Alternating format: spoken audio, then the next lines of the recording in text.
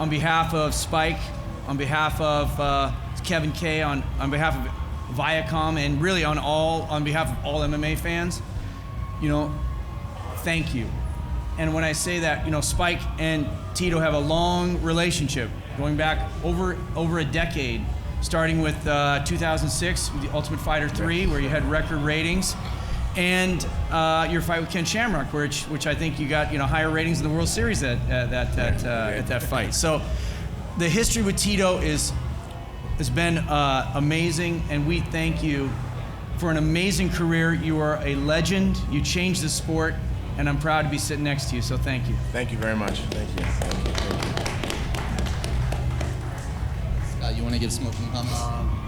Yeah, I'll just make a short comment.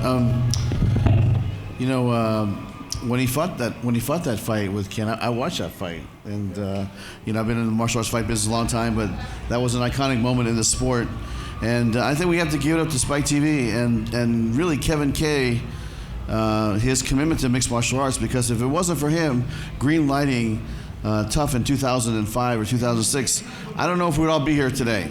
Yeah, there was the other half to it, and a lot of you reporters know the story, but I say, hey, we got to give some respect to Kevin K, who's been a real supporter of mixed martial arts at the highest level.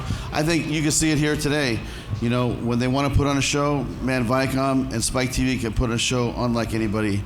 And I thought it was a great event. I thought we had great atmosphere here tonight. We had some amazing fights, legendary performance by Tito, and he did it on his own terms, man, and everything. And as much as I've known Tito in the past, several years, and really got to know him, he's really a man about doing it his way, and I think he got to do it his way tonight. So congratulations, Tito, and congratulations to all the other fighters. And I thought we saw some great competition tonight, and some great, amazing knockout, some great technical fights. But at the end of the day, it was a great show, and I'm really happy about it. All right, we're gonna go ahead and open it up for questions. Question in the back.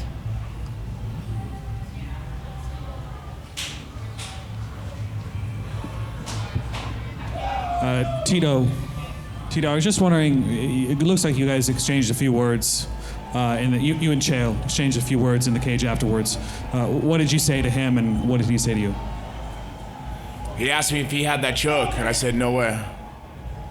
McCarthy, in the beginning, he said, make sure you protect yourself at all times, the whole little gib-gab he says before the fight, and I said, he's gonna have to break my arm off me, he's gonna have to rip my head off me before anything happens, because I'm gonna die in there before this happening. Chael had the submission. I wasn't giving up. I wasn't going to tap. I refused to. This is my last fight. I wanted to make sure I go out and perform the way I did. That was the only words that were given back and forth, to answer your question. And then for Chael, a lot of people were questioning that choke, the hand positioning, how tight it really was. Can you tell us, from your perspective, what was going on there? How deep was it? Why you tapped?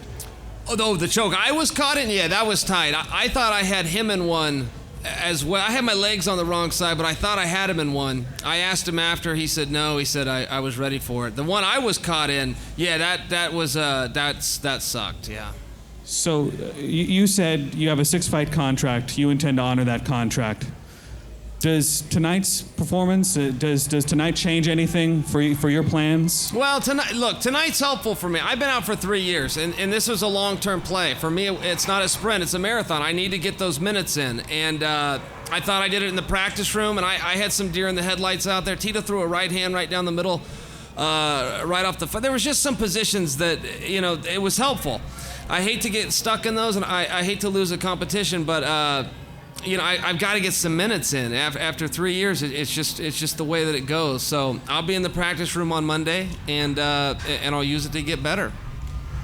Questions?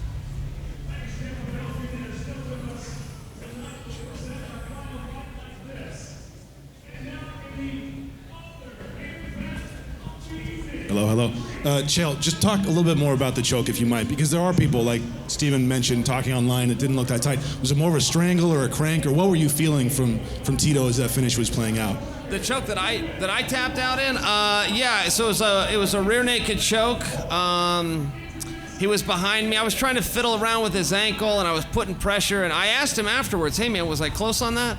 Yeah, I don't know. I suppose I'd have to see it. I believe he had a rear naked choke. Tito, 20 years. I mean, I'm not going to ask you to put your career in context because you've done so much, but to leave the game as the game we know it now, it's so different than from where you started. What do you feel about what did you do during that 20-year period to get the sport to where it is today? I mean, how should people remember your legacy in this sport, your icon status? Well, I started in this as as an amateur. And that was with our our other company, or the other company I competed with, UFC. I'll go ahead and say their name, fuck it. As an amateur, I fought for no money. I fought for free. That was the beginning of my career. I fought for free. And all my friends said, "You're crazy." I said, "I want to compete. I want to see how good I can be in this sport." A year and a half later, I became the world champion. From a kid being on the street with parents that at the time didn't want to be parents, and to go through the stuff I went through, I'm very lucky to be where I am today. And it's from hard work and dedication that I've been able to do this dream. Tonight was a dream. Tonight seemed like a movie. It seemed like it wasn't even real. When Chael was tapping, I thought that he was trying to get my hands off. Nothing against McCarthy. I'm trying to slam my head against probably against the ground, but I was just holding on because I didn't think it was over. I thought it was still going. But it seemed like a movie. It was just weird. But this is the way a person's career should end. At the top of the world, how I feel right now, it's like I can't even talk right now because I can't even accept it. I don't even know if I want to do it. I don't even know if I want to give up. It's not even giving up. I don't think. I think I've walked away at the right time, at the right place, and I've been respected the right way. Everybody at Bellator, everybody at Spike, Scott. You guys, this is the way it should have been when I left UFC. This is the way it should have been, but everything in this world happens for a reason. Everybody, you gotta understand this. No matter what ups, what downs you go through in life, everything happens for a reason. If that wouldn't have happened the way it happened with UFC, this wouldn't have happened tonight the way it happened tonight. And I would rather happen it this way than happen in 2012. Because tonight, I'm on cloud 9, my birthday's 2 days away, and I'm very, very thankful that I was able to have my son Jacob next to me to enjoy what a champion father can be. Because I've sacrificed so much to give my children what they have. So much time away. People don't understand how much we sacrifice, how much suffering we do. All these other fighters, they understand it. They understand the suffering we do. But the families don't understand it. The fans don't understand it. They jump from one boat to another. But at the end of the day, all we're trying to do is just feed our family and try to give our kids what maybe we never had, what I never had, because I never had that. I never had a silver spoon in my mouth. I slept in motels, I slept in cars, I slept in trailer parks. And I don't want my children to ever see that. So over this last 20 years, I've seen a sport come from only 1,500 people in the arena to over 20,000, or 17,000? I don't have the numbers right now. Yeah, over 17,000 people in the arena. That's amazing to see.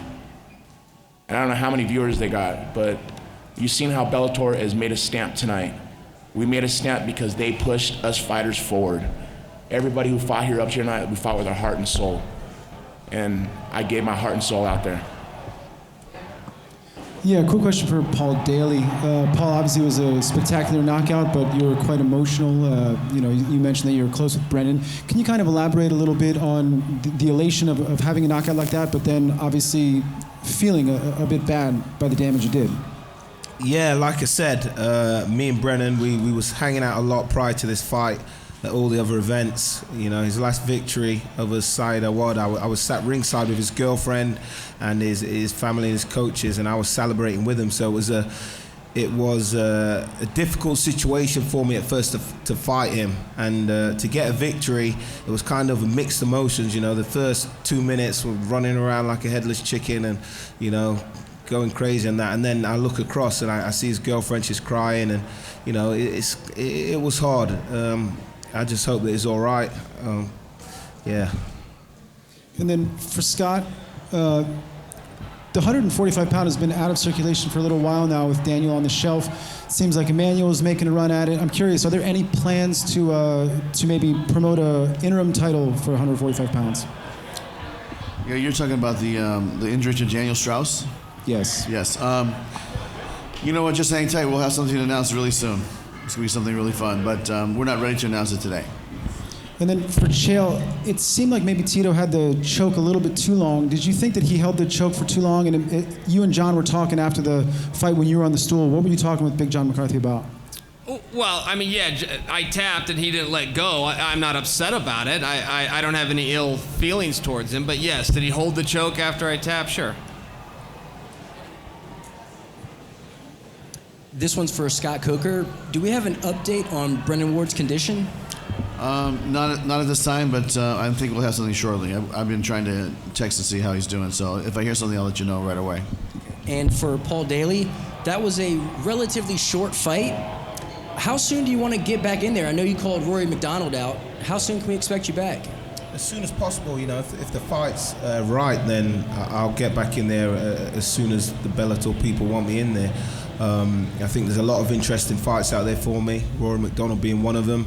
The Douglas Lima rematch I would love, and whatever other marquee names I can get hold of, you know, Ben Henderson and the like. But you know, yeah, I can get back in there tomorrow if I had to. You know, I'm fit, I'm strong. Barring that I don't drink too much vodka tonight, you know, yeah, I'll be ready to fight tomorrow. Okay.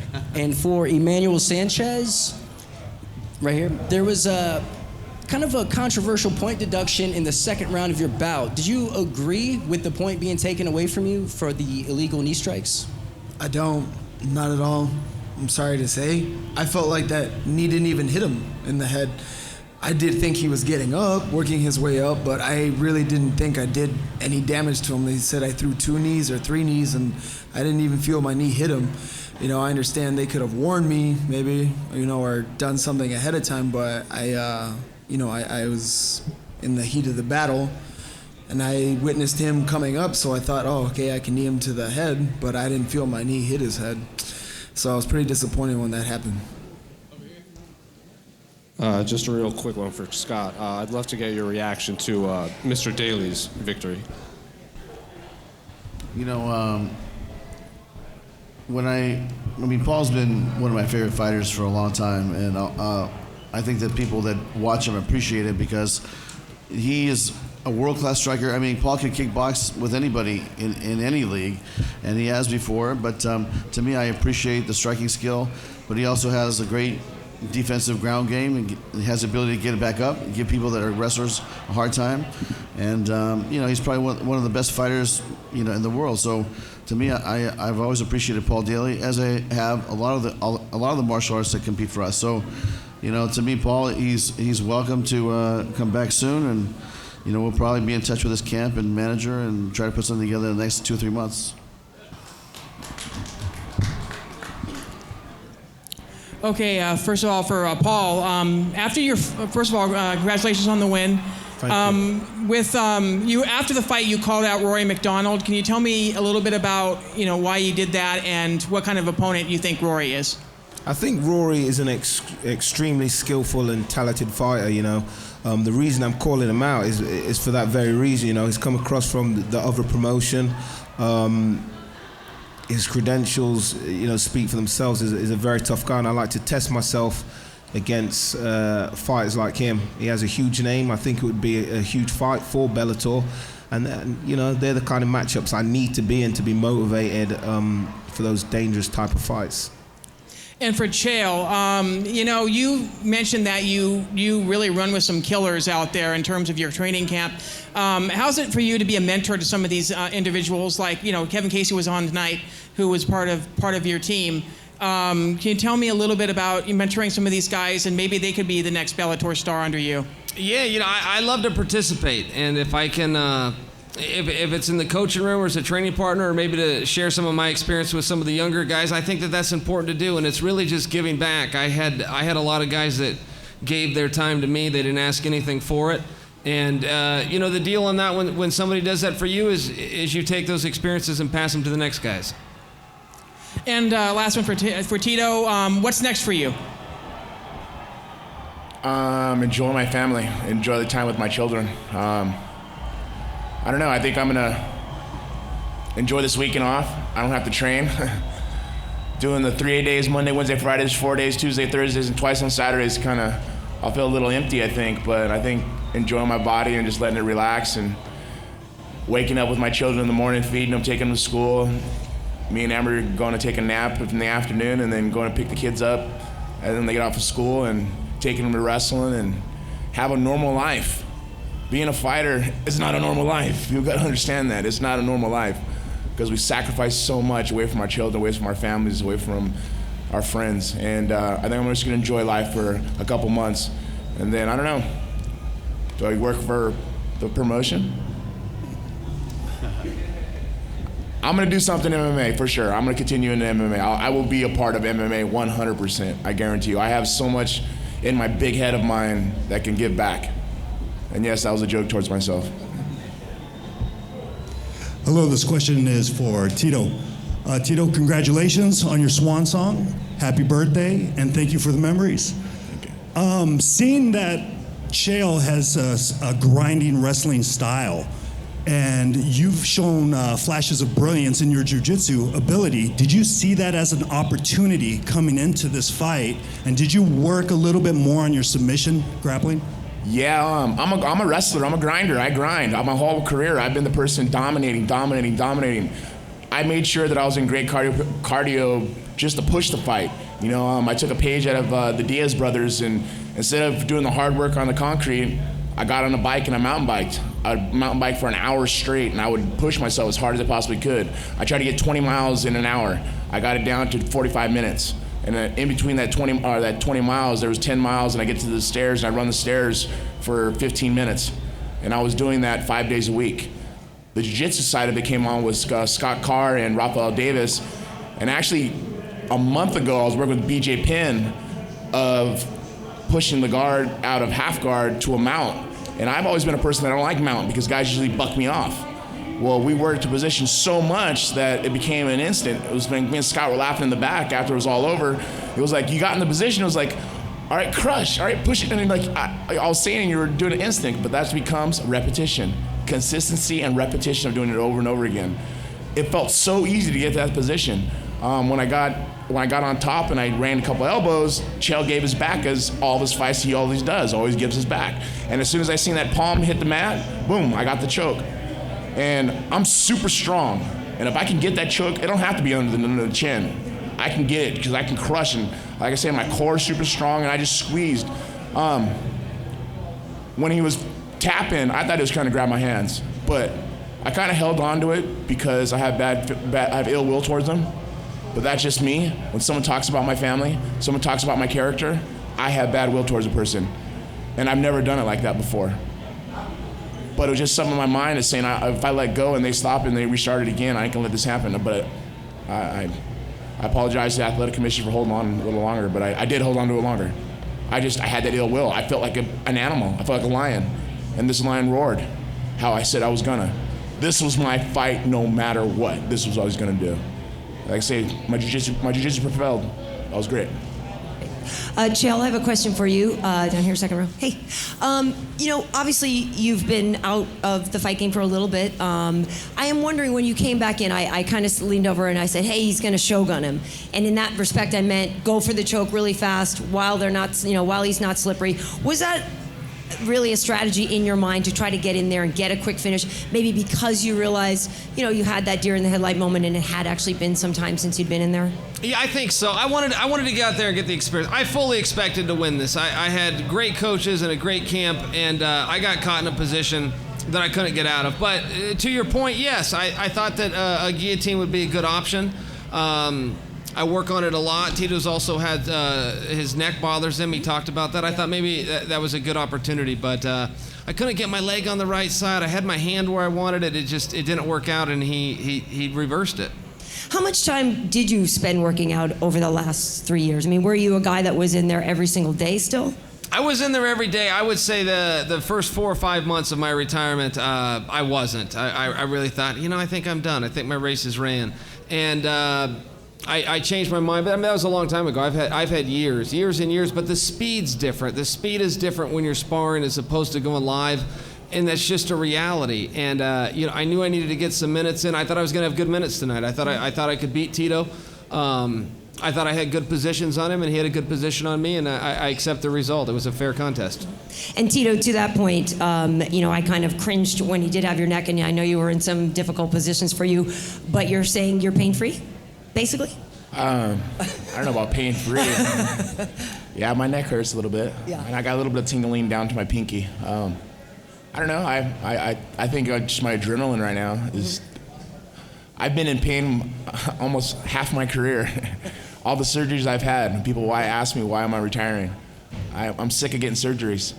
I've had 3 neck surgeries, back surgery, 3 knee surgeries, reattached retina. Yeah. I've gone through the grinder, and I could have quit. I could have walked away, as many fighters before I've always done. I wanted to do it the right way. And tonight, thanks to Bellator, thanks to Spike TV, thanks to Viacom, put on a huge promotion like this, the way it was tonight in front of my hometown, in front of my family with my son Jacob there right next to my side. It was my dream story. I was very, very thankful. Very, very, very, very, very thankful. Great. Well, congratulations to you, and thank you for so many years. Scott, quick question for you. A lot of times we get a lot of heat because of the tape delay. Is there anything that's going to be done with that? Because it is very difficult with live sports to have a tape delay. Mm-hmm. Oh, is this something you want to talk about? What's that? She was asking about the tape delay. Yeah. Well, I mean, we've done it both ways in the past, yeah. And we've looked at the ratings. It's something we have experimented with before, and it's something we're going to be experimenting and looking at in the future. Yeah,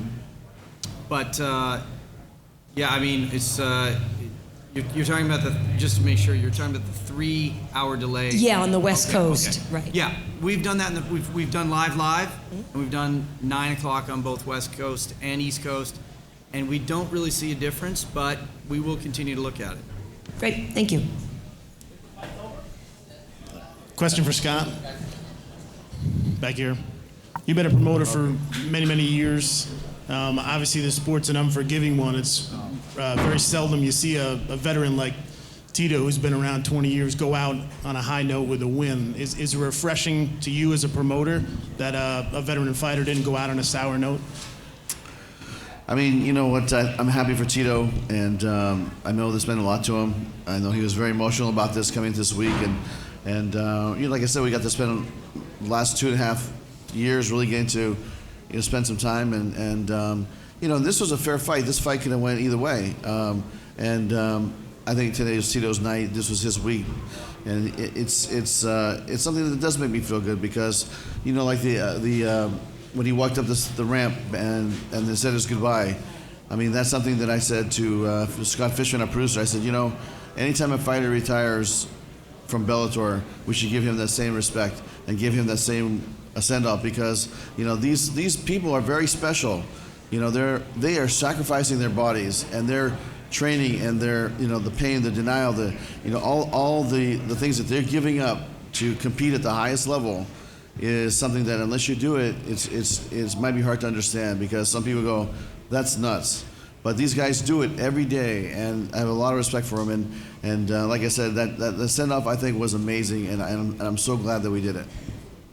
And for Tito, I know it's still pretty close to the fight, obviously. You have some time to think about things, and you're tiring and everything, but what do you have to do, and have you given thought to it of what you have to do down the road to resist the urge to come back?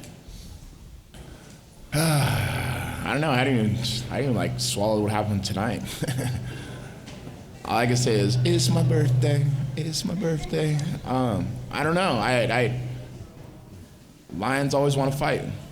I always want to. I don't know. I can't answer that question. I know what I wanted to do tonight, and I did it the way I wanted to do it. Bellator gave me the opportunity to let me do it the way I wanted to do it, and I respect that. If they ever need anything from me, I'm here. Besides fighting. And you said you always wanted to be a part of MMA. What kind of thoughts did you have? Being a coach, commentator, what?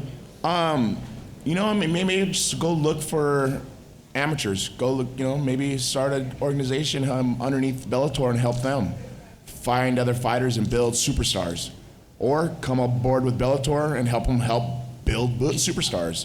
I would like to do that. I mean, I have a lot of history in this sport. I mean, everything I've done with UFC, a lot of great ideas. You would look at that cage and that floor, I said a long time ago, that needs to be white. You need to make that white, make it bright because it looks amazing on camera. And they changed it, and it was great. I mean, there's so many other little detailed things that I pay attention to, PR-wise, that they guys do a great job. The Brenner Company do an amazing job with the PR for Bellator, but there's always a good idea of people that I've had a lot of history in this sport. So I don't know. I'll sit back, and these guys do their great job. They do an amazing job. I'm gonna sit back. I'm gonna enjoy my family. Question for Mr. Coker. Mr. Coker, you've got longevity here tonight with the end of Tito's amazingly long and decorated career, and an incredible man, an incredible story, and a great orator as well he's become. You've got Chael, who has massive leverage as a talker, as an orator himself, as a personality. Mm-hmm. Was this really, and it's been kind of touched on tonight in a way, was this the coming-of-age event for Bellator? Boy, that's a good question. I mean, I think that if you were out there and you were in that crowd tonight, you felt it. You felt the difference. And 2.5 years ago when I came to Bellator, I mean, I was saying, hey, we got to turn this thing into a big event show. Because in my past promotional life, we did big shows, and I know what they felt like. I used to work for K1. I've walked into a stadium with 70,000 people, so I know what that feels like. And I said, we got to bring it here. And over the last, the first one was actually Bonner versus Ortiz. And that was in November 2 years ago. So I think if you look at how much we've come in a very short period of time, I think it really is amazing. And, a lot of that is because Spike is so committed to it, because our staff, which is really a small staff, we don't have, hundreds and hundreds of people in the staff. It's a very short, lean staff, but they get the job done. And, I think that we're going to continue to build off of this. I think this is a great platform. And I'm not saying this is the pinnacle, the height, but this is definitely the springboard to the next level for us. And I hope that answers your question. No, it does, very much so. But the other, then to be slightly negative towards you, and representing the international kind of media, if you like, Paul Daly probably pulled off, it might even end up as the knockout of the year, even though we're in January. I think we're in January, aren't we? Yeah, we're in January. But unfortunately, in the UK, the public won't get to see the event for an entire week. Because it's going to be played out next week. And how do you sort all that kind of thing out? Because the fans of this sport like things instantly, don't they? Yeah. And so how do you sort that out? And I agree with you, because it is an instant world today. It's not 20 years ago when the technology wasn't available to have it right in your hands. I mean, I'm sure people watching this on their phone right now. So I can say this. We are committed to continue to try to bridge that gap. And, we've had talks with Inside Viacom, and Mike Armstrong was here today from Viacom International. And I think that's a commitment not just to the UK, but all over the world, that we're going to try to make this an instant sport, or have it available instantly. Because that moment with Paul Daly today could have ignited a young generation of people in our country. That's why I'm asking it. Yeah. Really.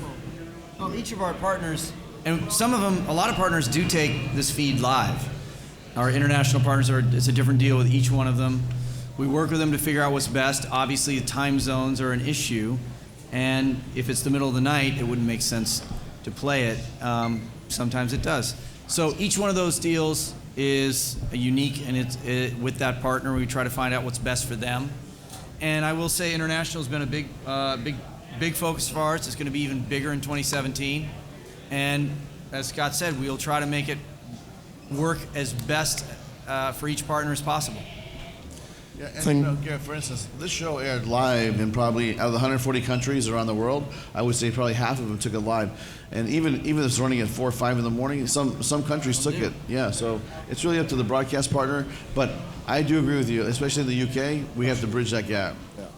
And finally, a question for Tito. You've had a lot of plaudits tonight. You did pull off a brilliant victory against Chael. I think you were the underdog, or most people thought you were the underdog in this fight. Just talk about, no one's really asked it, that while the American national anthem was being played, and you were bouncing up and down, and you'd done that walk where you touched so many hands on the way down there.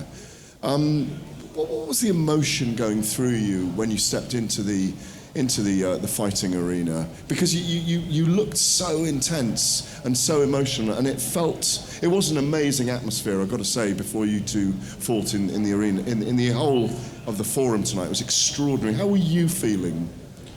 I was holding back the tears. It was so hard. I was holding them back, and then I looked over to my son, and I saw the tears in his eyes.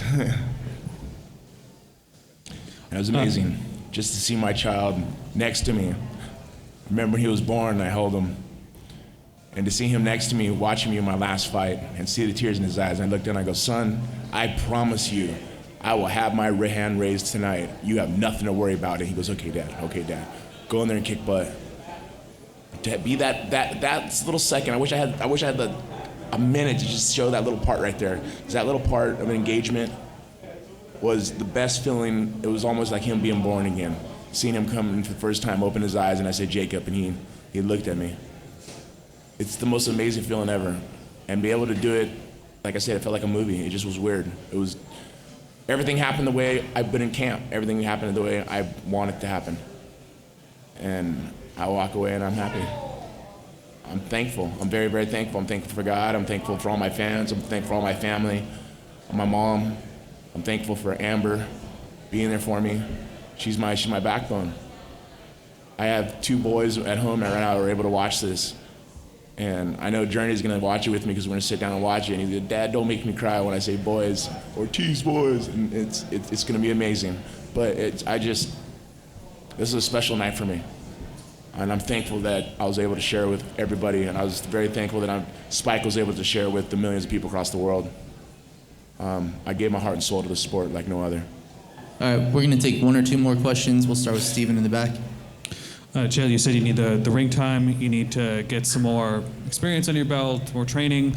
Do you still want Vanderlei Silva next? Oh yeah, definitely. You know, I don't want to use this as a platform to get something going with Vandal. This is Tito's night. You know, it's his birthday, and he retired, and he won fair and square. And I was completely ready for the contest. I had great coaches, great training, and I don't think I was too small. Tito thought I was too small for him. I don't think I was too small. I think that he got a position. I think he won the position.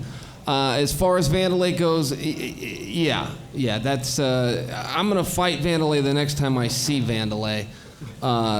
But again, I'm the loser tonight. I'm not here to promote anything, man. This is Tito's night, and it's tough. Coming to a press conference when you lose is tough, but it's protocol, and we all follow different codes. And I will say whatever I want before a fight, but by God, I will walk out there and answer for it. And if it doesn't go my way, I will show up at the press conference and hang my head as well. But this is Tito's night.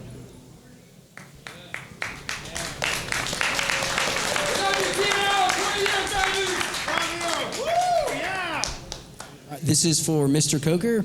We saw the national anthem being sung before the main event. Was that a one and done, or can we expect to see that again in the future? You know, I just thought that this was going to be a big event, and you know, this is Viacom, this is Spike TV, this is MTV, this is VH1, this is Comedy Central. I mean, this is the ownership group of Bellator.